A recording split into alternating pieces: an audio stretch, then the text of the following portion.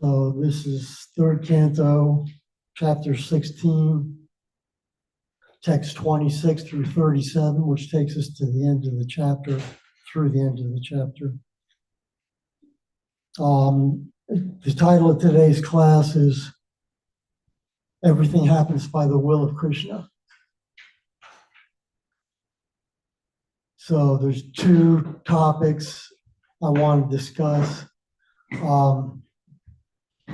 kind of controversial, but I don't think they're as controversial as they used to be. It's the title of the class is Everything Happens by the Will of Krishna. So what is the extent of our free will? Do we have a free will? Bhagavad Gita 3:27, Prakriti Kriyamanani Gunakarmani Sarvashaha Ahankara Vimuda Makartaham Manyate. The spirit soul, bewildered by the influence of false ego, thinks himself the doer of activities of rationality carried out by the three modes of material nature. In the second topic, is free. So do we have a free will, or is it just like the toy cars at a carnival? It doesn't matter which way you turn the wheel; they're going to go on their track anyways. And the second topic is the fall of the jiva. So what's the order we do these things in? First, you done this first before the Bhagavatam verses. Okay. Om Namo Bhagavate Vasudevaya. Om Namo Bhagavate Vasudevaya. Om Namo Bhagavate Vasudevaya. Om Namo Bhagavate Vasudevaya. Om Namo Bhagavate Vasudevaya. Om Namo Bhagavate Vasudevaya. Narayanam together, Narayanam Namaskritaya Shaya Narottama Devyam Saraswati Vyasam Tato Jayam Udire Nasta Prayeshu Bhadreshu Nityam Bhagavata Sevaya Bhagavati Uttamaśloke Bhakti Naishtiki. Before reciting the Srimad Bhagavatam, which is our very means of conquest, we shall offer respectful obeisances unto the Krishna of Godhead, Narayan, unto Narayan, Rishi, the supermost human being, unto Mother Saraswati, as portrait, and Srila Prabhupada, and Srila Prabhupada, the translator and commentator. By regular attendance and classes on Bhagavatam, and by rendering service to the pure devotee, all that is troublesome to the heart is almost completely destroyed. And loving the service unto the personality of Godhead, who is praised with transcendental songs, established an irrevocable fact. So we'll read the verses first, and then we'll come back to text 26 and do the Sanskrit and the purport for text 26. I think I'll be stopping a little bit. So I guess I'll start with text 26. The Lord replied, O Brahmana, know that the punishment you inflicted on them was originally ordained by me, and therefore they will fall to a birth in a demoniac family. They will be firmly united with me in thought through mental concentration, intensified by anger, and they will turn to my presence shortly. Yeah, the Kumars were feeling a little remorseful about having cursed Jai and Vijay. Okay. Lord Brahma said, after seeing the Lord of Vaikuntha, the Supreme Personality of Godhead, the self-illuminated Vaikuntha planet, the sages left that transcendental abode.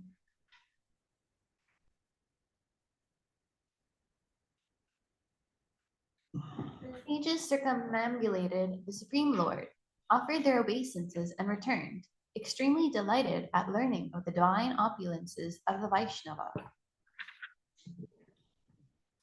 The Lord then said to his attendants, Jaya and Vijaya, depart this place, but fear not, all glory is unto you. Though I am capable of nullifying the Brahmana's curse, I would not do so. On the contrary, it has my approval. This departure from Vaikuntha was foretold by Lakshmi, the goddess of fortune. She was very angry because when she left my abode and then she returned, you stopped her at the gate while I was sleeping.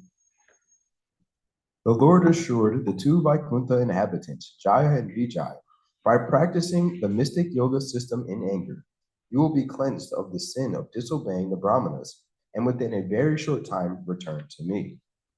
After thus speaking the door of Vaikuntha, the Lord returned to his abode, where there are many celestial airplanes and all surpassing wealth and splendor.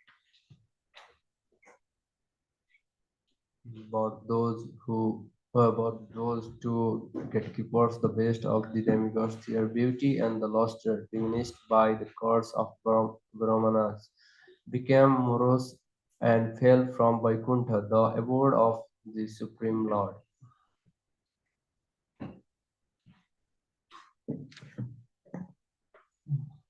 Then, as Jaya and Vijay fell from the Lord's abode, a great roar of disappointment arose from all the demigods who were sitting in their splendid airplanes.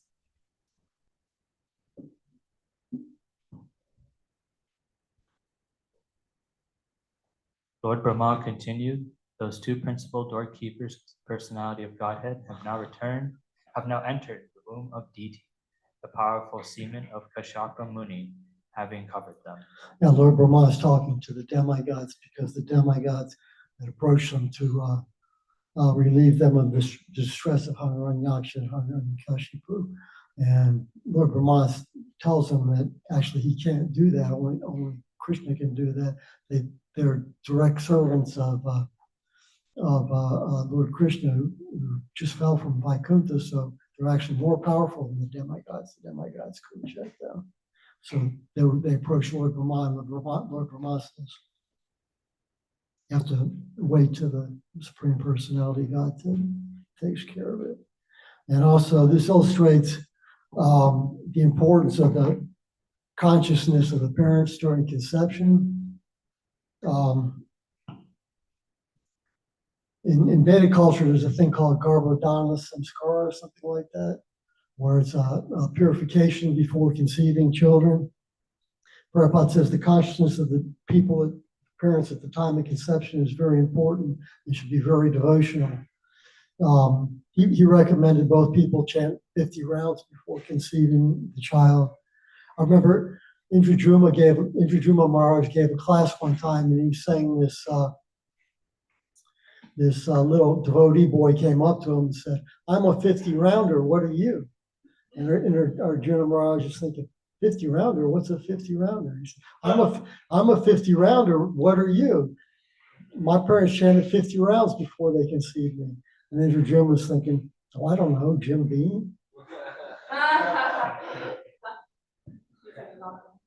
So, but no, the consciousness of the parents at the time of birth has a lot to do with the jiva you invite into the womb. By following the regular principles and chanting prescribed rounds, and conceiving Krishna conscious children, this is how you breed a superior race. It has nothing to do with some skin color or the color of your hair or your eyes or anything like that. Some kind of twisted ideology. Okay, let's go on to the next one. It is the progress of these twin asuras, demons, that have disturbed you, for it has minimized your power. There is no remedy within my power. However, for it is the Lord himself who desires to do all this. My dear sons, the Lord is the controller of the three modes of nature and is responsible for the creation, preservation, and dissolution of the universe. His wonderful creative power, Yoga Maya, cannot be easily understood even by the masters of yoga. The most ancient person, the personality of Godhead, will alone come to our rescue. What purpose can we serve on his behalf by deliberating on the subject? Okay, now we'll go back to text 26. 26. I didn't really practice this much. I don't know. I think it's the Brahma Samhita. Sri Bhagavan Uvacha.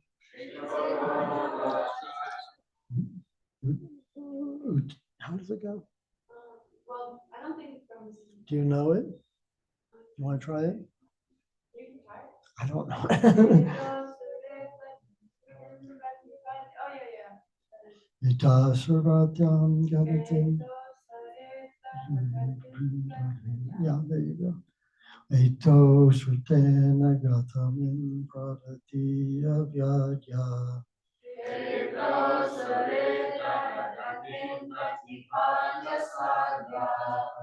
Sambhav, I can't even read it. Sambhavakam samrita samadhi anupad yoga.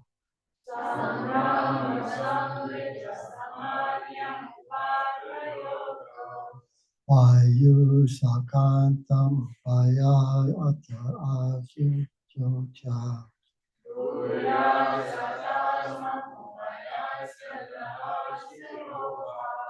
Sapo manyeta nimitas tada vrita vipra. Oh, yeah, probably. Yes. Others.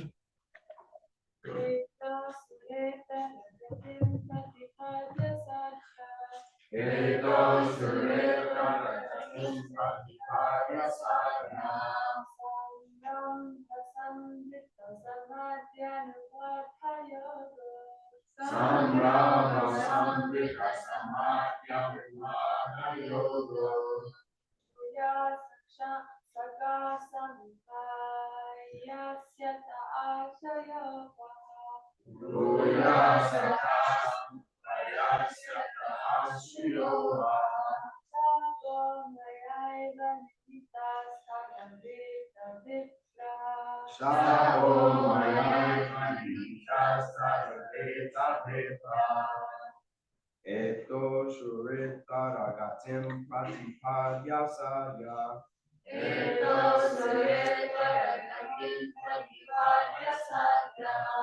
Samramba sambrita samad adyanupadha yogo.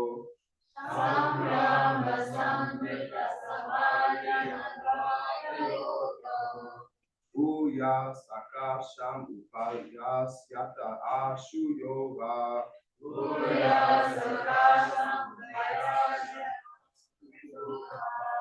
Sapo maya manitas tare beta vipra.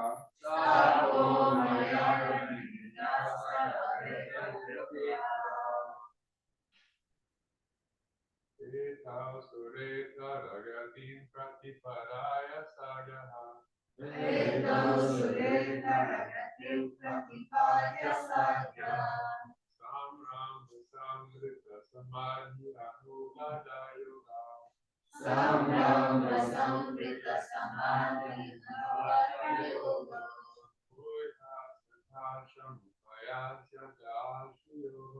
Shapu mayaivan gita sarareta vitra.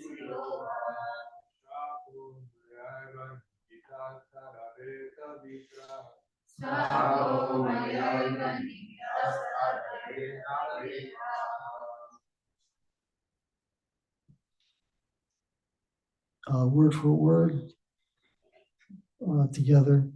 Sri Bhagavan Vacha, the Supreme Personality of Godhead replied, A2, these two doorkeepers, Surya Manya, Katana,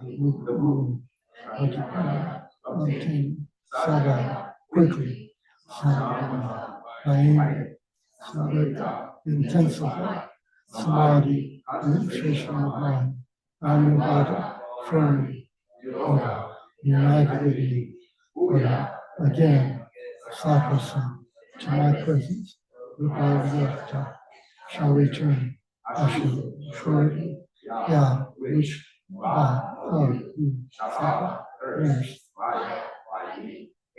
alone, Ananta, ordained, taught, that, they would, no. The Lord replied, O Brahmanas, know that the punishment you inflicted on them was originally ordained by me, and therefore they will fall to a birth in a demoniac family. But they will be firmly united in me in thought through mental consciousness, intensified by anger, and they will be returned to my presence shortly. Okay. Everything happens by the will of Krishna. My brother-in-law had 4 children by a previous marriage, and he had 1 child. Him and my sister together had 1 child, a boy who was killed in a motorcycle accident just before his 20th birthday. And my sister has a real hard time understanding how that's the will of God. A rabbi wrote a book, must have been 30 years ago by now, entitled Why Do Bad Things Happen to Good People? He had also lost a child untimely. And his conclusion was, well, God's not perfect. So there's an argument called theodicy, that if God's all good, all knowing, and all powerful, then why is there evil? The Western philosophers and theologians can't answer this question. I understand that Billy Graham, who was the most prominent evangelical preacher in contemporary times, he said he wrestled with that question his entire life. But if you bring reincarnation and karma into the picture, then it solves the whole problem. So do we have a free will? Some things are fixed and some things aren't. The seasons of the universe are fixed, the seasons of the world are fixed. We're stuck in these particular bodies for a certain amount of time with their limitations, their particular limitations. But in the meantime, there's things we can do that'll affect things that happen to us in this very life. There's a quote by Prabhupada in the 5th canto of one of the purports where he says,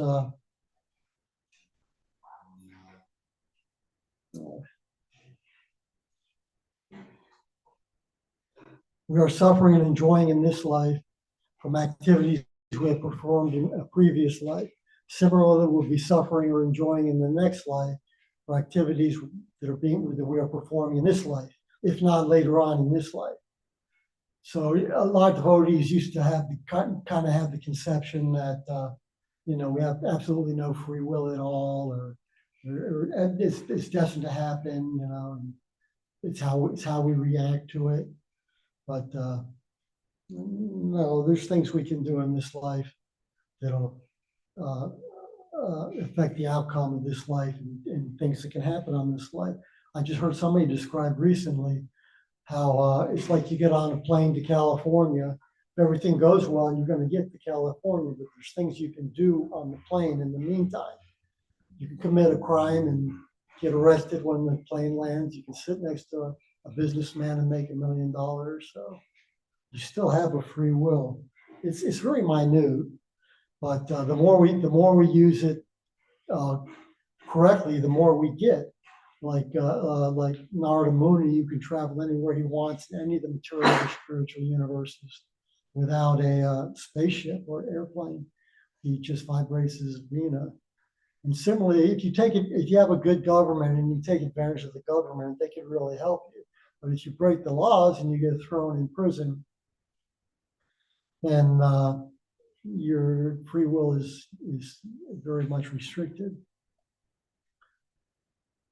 So, did we fall from the spiritual world? It's described when we want to enjoy separate from Krishna, we can fall from the spiritual world.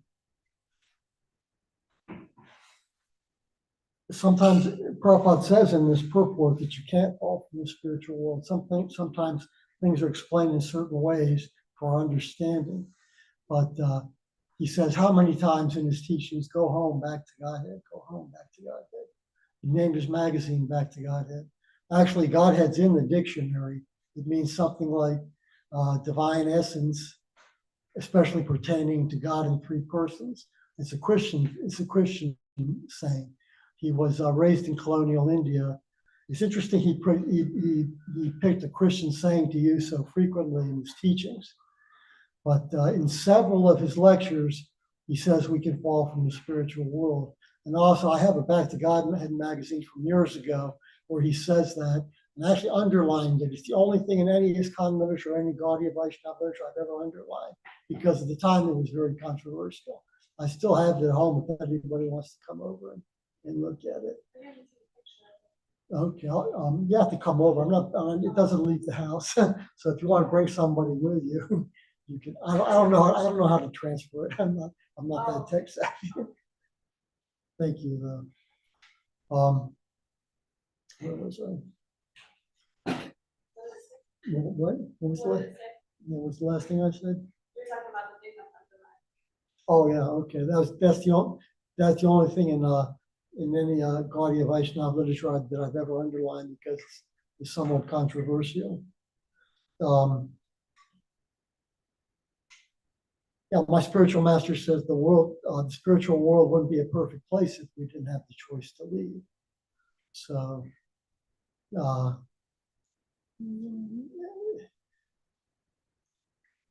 way I describe it sometimes is, we're all Adam and Eve. We all turned our backs on God. We're all sin. We all became envious of God.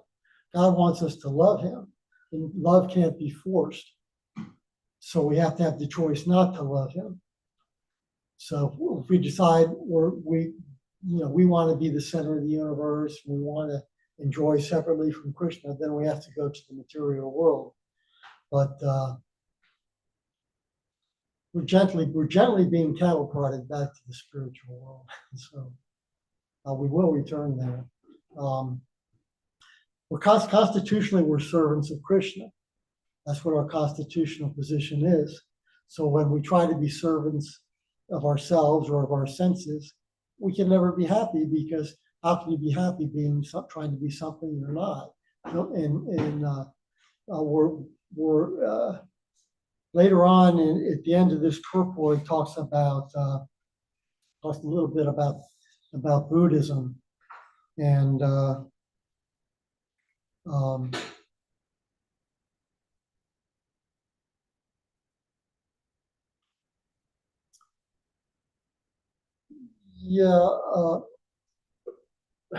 well, where was I? What was the last thing I said? Talking about what? Buddhism. I know that, but I mean before that. Well, anyways, let's free will. Yeah. Well, anyways, talking about Buddhism. People were performing sacrifices in the name of the Vedas in an unrestricted and then unregulated way. And Buddha came along and superficially rejected the Vedas to reestablish principles of nonviolence. So Buddhism is actually a type of atheism. They believe in reincarnation and karma, but they say since time and in space go on forever, and they must, there's no need to think of a creator.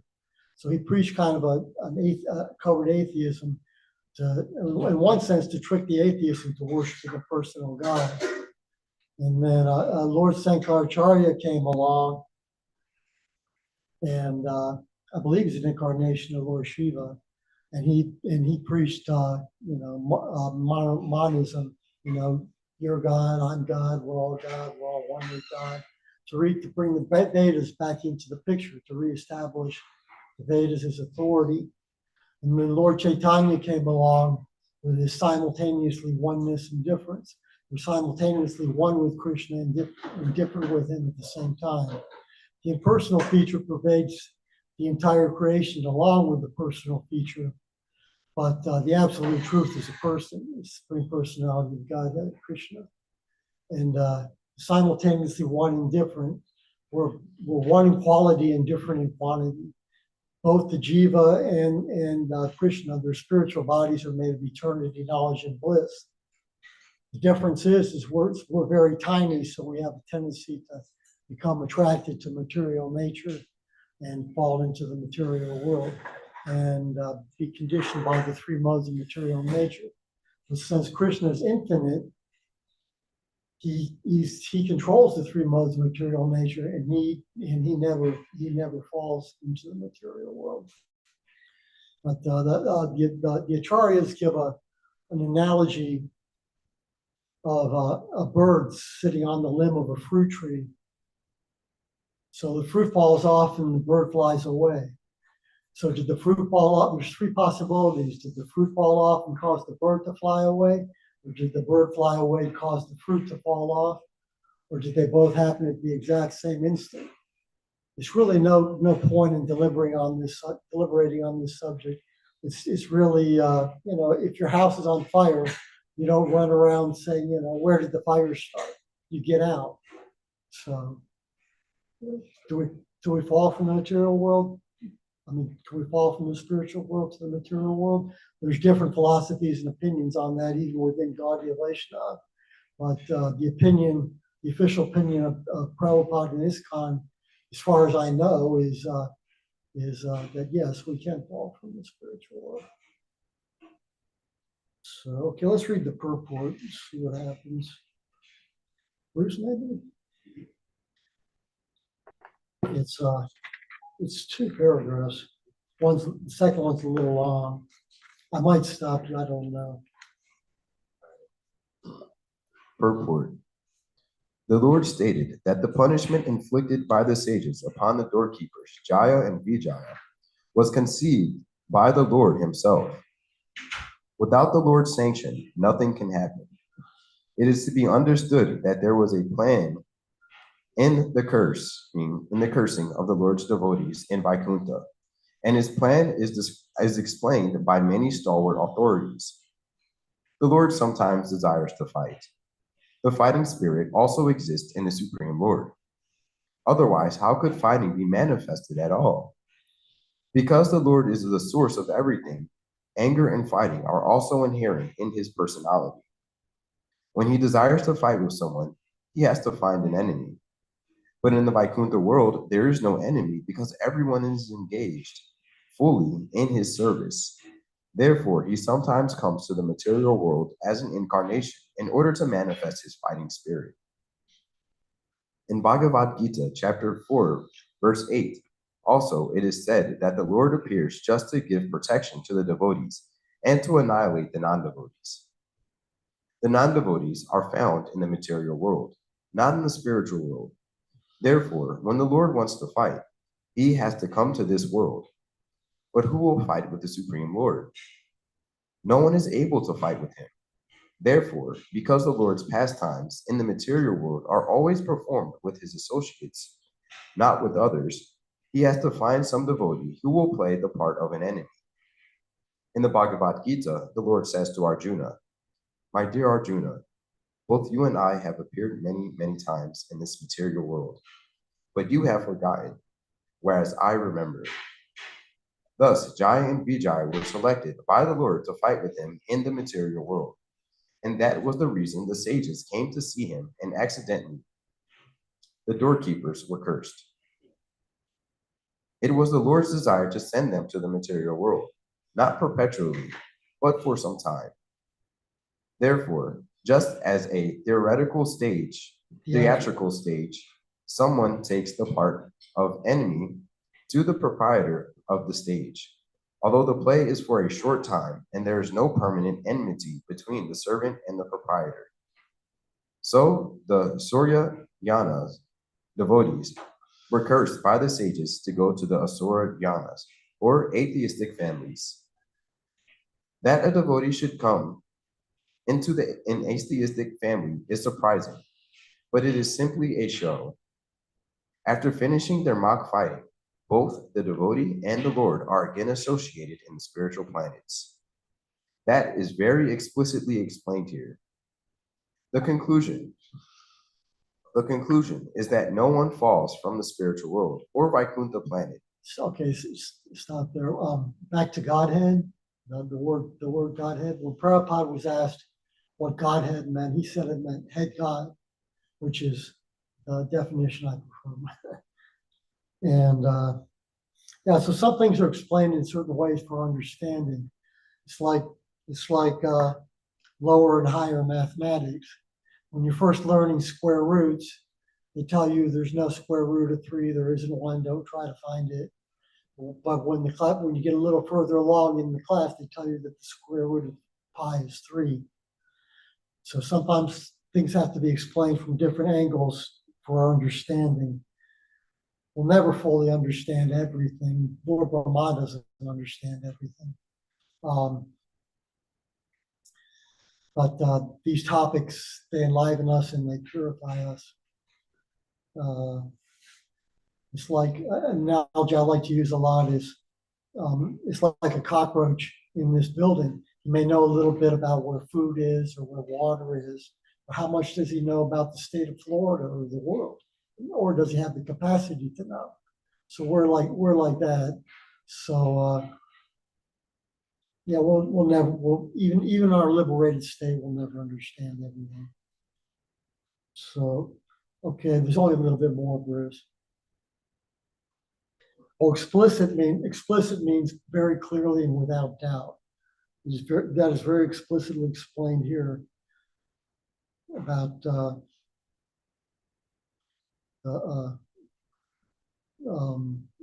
fighting spirit of the Lord is why Jai and Vijay were accidentally cursed by the Kumars. Ordinarily, the Kumars would become so angry, and ordinarily, Jai and Vijay wouldn't check them from entering Vaikuntha.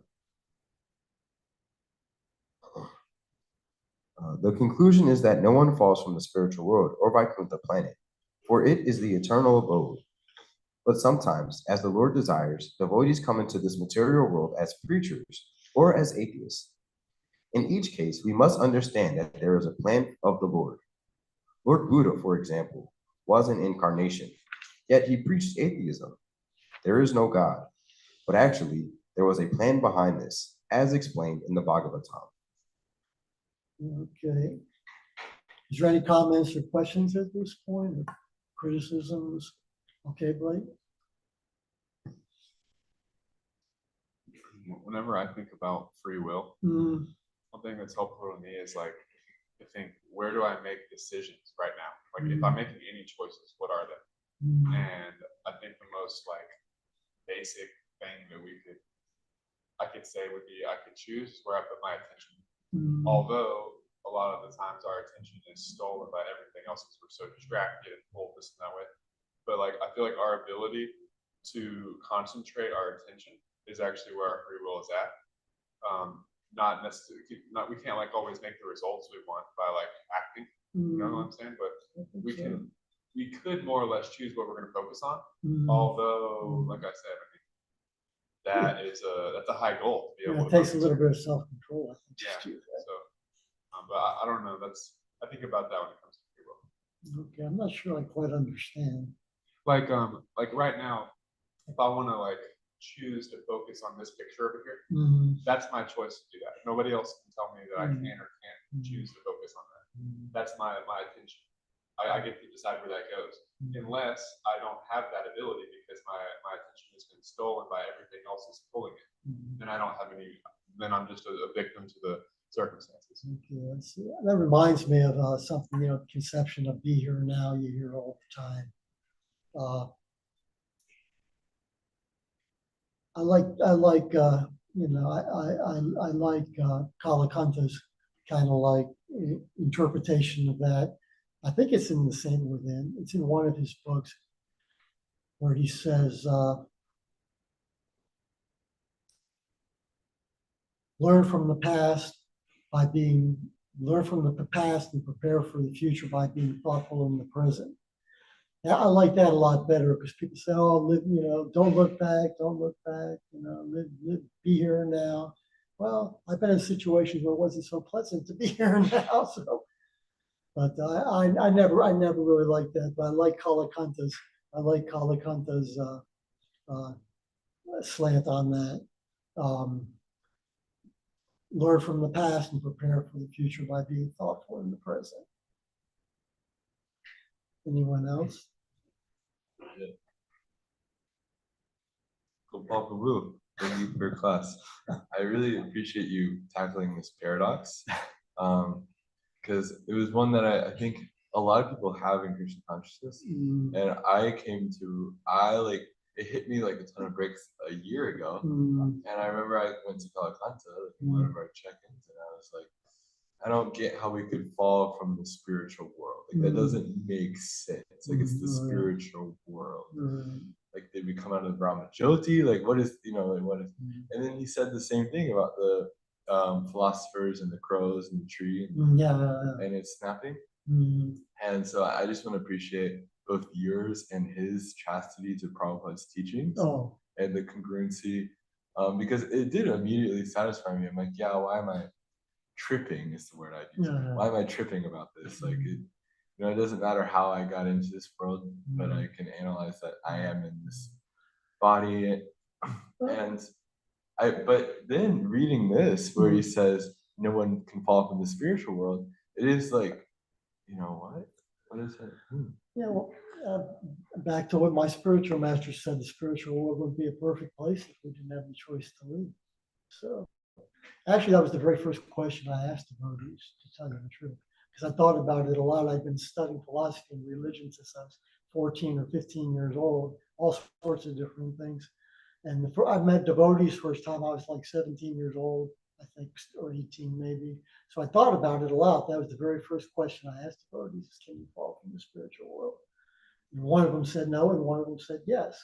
And I always agreed with the one who said yes. So, and that seems to be, it's less controversial now that yes. But okay, Blake. I also want to take a moment just to put in my view on talking about the Buddha saying that there is no God. And I have like a pretty extensive background studying Buddhism and everything, and it's really, it wasn't so much that he said there is no God. Whenever people asked him if there is a God or is there not a God, is it eternal? Is it non-eternal? He wouldn't conversate with those people because they were trying to prove an agenda. They were coming in with an agenda. Oh, I see. And he had a very specific teaching about, you know, why we suffer. And he pointed out that, you know, whether we believe in this or that or whatever, ultimately that belief isn't going to be the thing that frees us from our suffering, because we have these desires.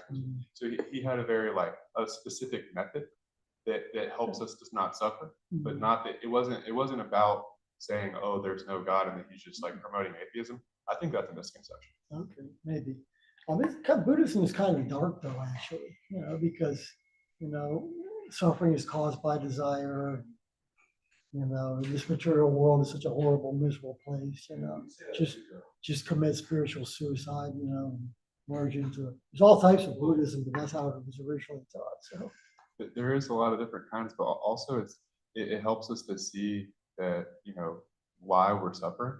And then whenever we understand how and we undo the cause of it, it's like a way to free our mind, regardless of a belief. Like you don't have to, even if you don't believe anything, there's a possibility of freeing our mind. That doesn't mean that we're necessarily going to connect to, you know, where we're trying to go and everything. But our unliberated mind is basically the cause of our miseries, I think, in a lot of ways.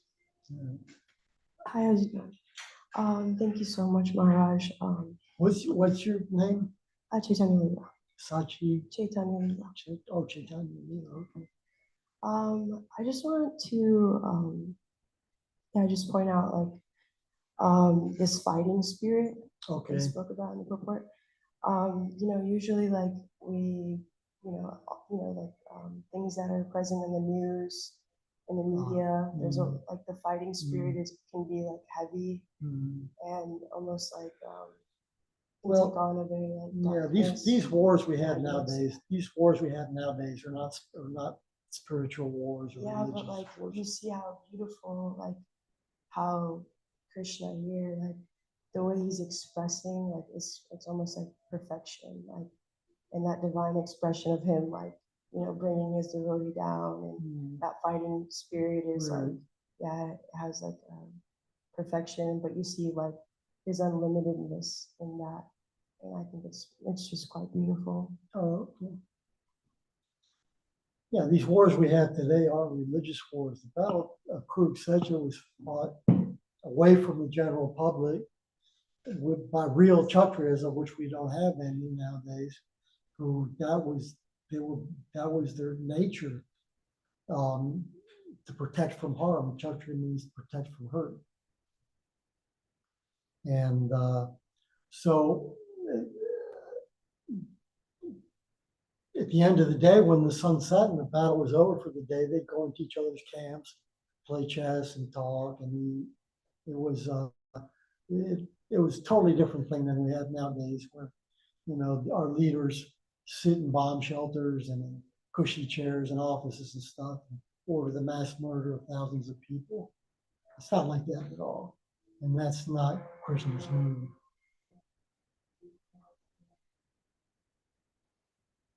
Anything else? There is a quote by Bhaktisiddhanta that Maharaja, who it's in Yamuna's biography. I read it in Yamuna's biography, where he said, "If you don't think things are unfolding as they should, then you're in Maya," or something to that effect. So everything happens by the will of Krishna. So it's just our vision has to change, and the material energy is described as an inferior energy. Bruce, this may be the last question. I think we're out of time for a comment. So sometimes like I look at the world and I look at conspiracies and stuff like that and all the crazy stuff. But I don't look at it to think like, oh, I gotta fix it. I look at it because I like just being aware of it. Do you think that could be problematic? No, but the thing is we have the solution. Sing, chant, dance, chant Hare Krishna, teach others how to take Krishna prasadam, sing, dance, chant, teach other people how to sing, dance, chant, and take Krishna prasadam, and change one heart at a time. That's the solution. So it's simple.